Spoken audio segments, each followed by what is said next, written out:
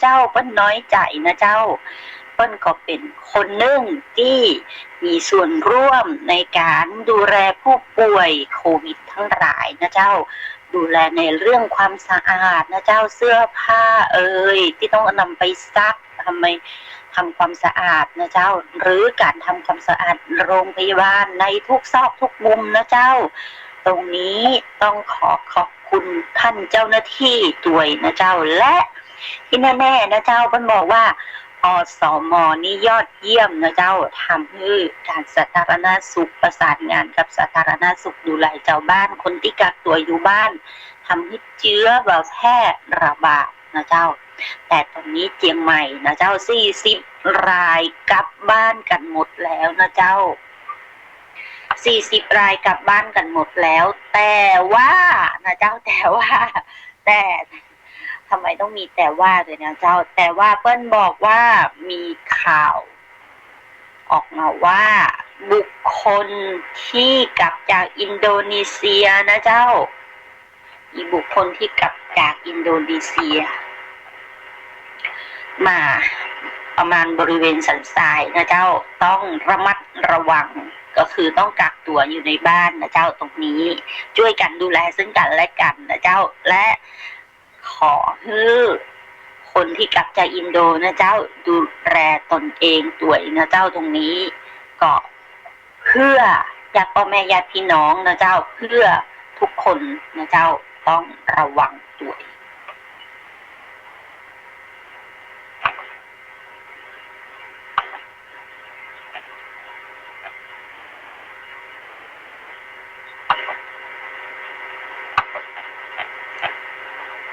ในหนังสือพิมพ์สยามรัฐนะเจ้าสยามรัฐออนไลน์เพิ่นก็บอกว่า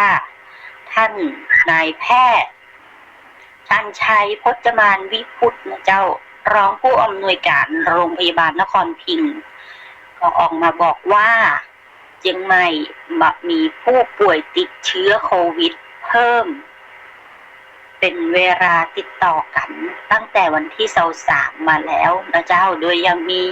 จำนวนผู้ป่วยยืนยันข้อมูลเดิมทั้งหลายที่10 รายและออกกันหมดแล้วนะเจ้าสังเกตอาการอยู่ในโรงพยาบาลก็ออกหมดแล้วนะเจ้าเหลือสังเกตอาการอยู่ในโรงแรมนคราบูติกเชียงใหม่1 รายนะเจ้าเหลือสังเกตอาการอยู่ที่โรงเรียนเมฟาวเวอร์นะเจ้า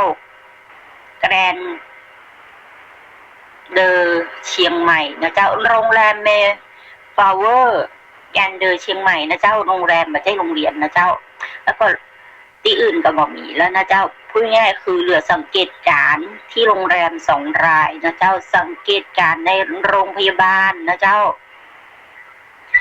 สังเกตการอยู่ในโรงพยาบาล69 รายนะเจ้าสังเกตการในบ้าน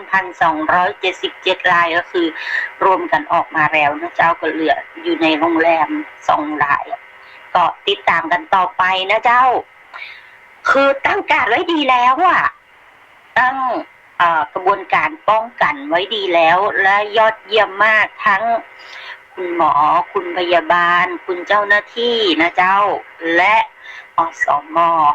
ตอนนี้สาธารณสุขไทยติดอันดับ1 ใน 10ที่ดูแลประชาชนได้ดีเยี่ยมนะเจ้าตรงนี้อย่าเสียชื่อเสียงนะเจ้าครั้งต่อไป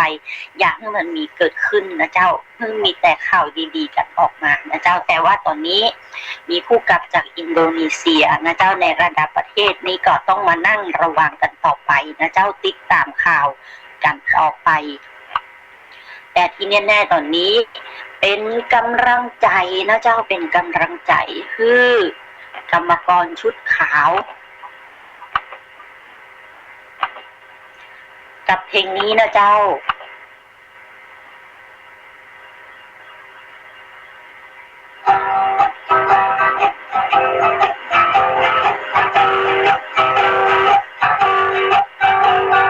เป็นเพียงคนธรรมดา2 แขน 2 ขาเหมือนคนทั่วไปมีพ่อแม่และคนรักเหนื่อยก็อยากพักมีบ้านให้กลับไปวันที่โลกมันวนมัว หวาดกลัวยังไกลเธอกลับสวมเสื้อตัวนั้นทิ้งทุกสิ่งพลันแล้วก้าวเดินออกไปฉันจึงได้แต่สงสัยเธอเอาพลังจากไหนจึงเสียสละกล้าหาญยิ่งกว่าใคร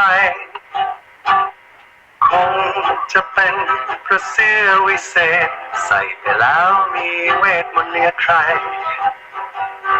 มีพลังคาถาวิเศษเสกให้ทุกคนหายจากโรคภัยแต่บางทีสิ่งที่วิเศษอาจเป็นรักยิ่งใหญ่จากข้างในทำให้เธอเป็นคนพิเศษปกป้องฉันด้วยรักจากหัวใจส่งความปรารถนาดีมอบพรที่มีขอให้เธอปลอดภัยเป็นเกราะสวมให้กับเธอเพราะรู้ว่าเธอนั้นสู้ไปเพื่อใครฉันจึงได้แต่สงสัยเธอเอาพลังจากไหนจึงเสียสละกล้าหาญยิ่งกว่าใครคงจะเป็นเพราะเสื้อวิเศษใส่ไปแล้วมีเวทมนต์เหนือใครมีพลังคาถาวิเศษเสกให้ทุกคนหายจากโรคภัย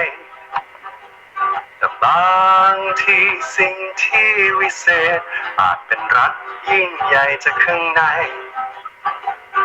ทำให้เธอ